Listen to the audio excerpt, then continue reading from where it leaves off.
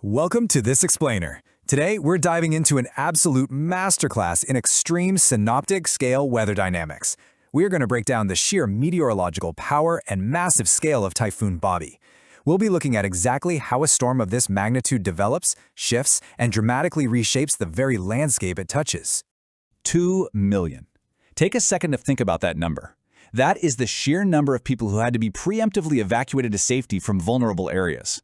Modern meteorological modeling showed a storm surge and pressure gradient so severe that moving millions of people out of the system's path was quite literally the only viable option to prevent catastrophic loss of life. All right, part 1.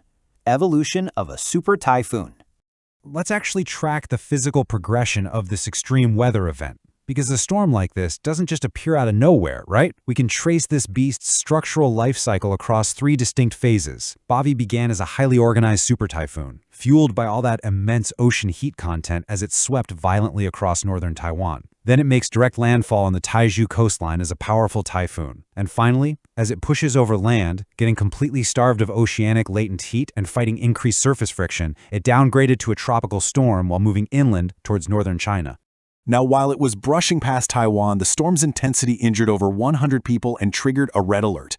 And just to be clear, in Taiwan, this isn't just some generic warning, it is the absolute highest localized threat level. From a meteorological standpoint, it means forecasted rainfall rates are about to rapidly exceed the soil's absorption capacity. We're talking about essentially liquefying mountainous terrain, creating massive, highly destructive debris flows and landslides. Moving on to part 2, landfall and meteorological impacts. So, what's really interesting is the raw meteorological data recorded right at the exact moment of impact. At midnight in Taizhou, a coastal city in Zhejiang province, Bavi unleashed its full fury. The metrics here are just a stark reminder of nature's power. We're looking at ferocious winds reaching 144 kilometers per hour. And because of that intense, sustained cyclonic fetch dragging across the ocean surface, all that energy transfers directly into the water, pushing storm surge waves up to 8 meters high. That's like a 3-story building, crashing onto the coastline, while torrential rain completely flooded urban streets.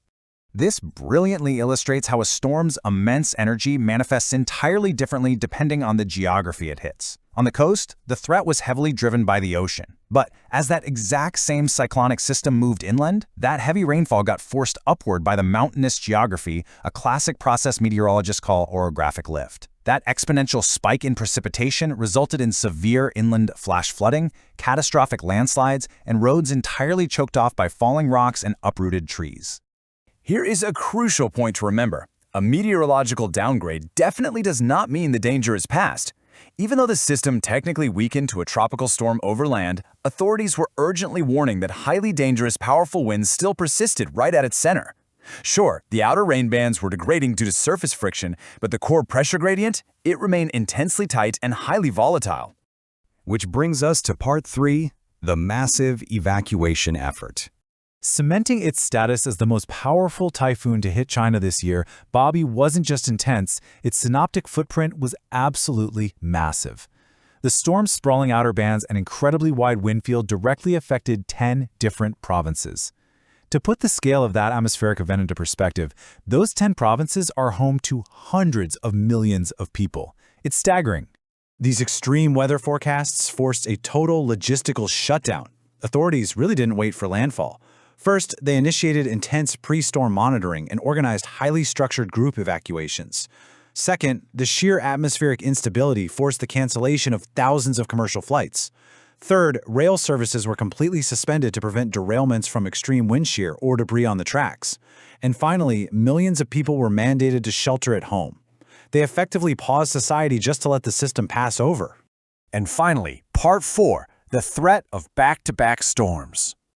As we zoom out to look at the broader regional climate reality, we face this alarming compounding effect. Consider this very sobering reality. Parts of the country's south were still reeling from the devastation brought by Typhoon Maysak just one weekend prior. In meteorology, antecedent moisture is a critical and often deadly factor. Bavi hit a landscape where the soil was already completely saturated, rivers were already swollen, and infrastructure was already deeply compromised. This increased frequency of severe, back-to-back typhoons is literally the exact compounding threat climate scientists have been warning us about for years. So this leaves us with a critical final thought. when extreme meteorological events occur back-to-back, giving communities virtually zero recovery time for groundwater to even recede, how can these vast regions possibly sustain and adapt the infrastructure required to weather the next storm?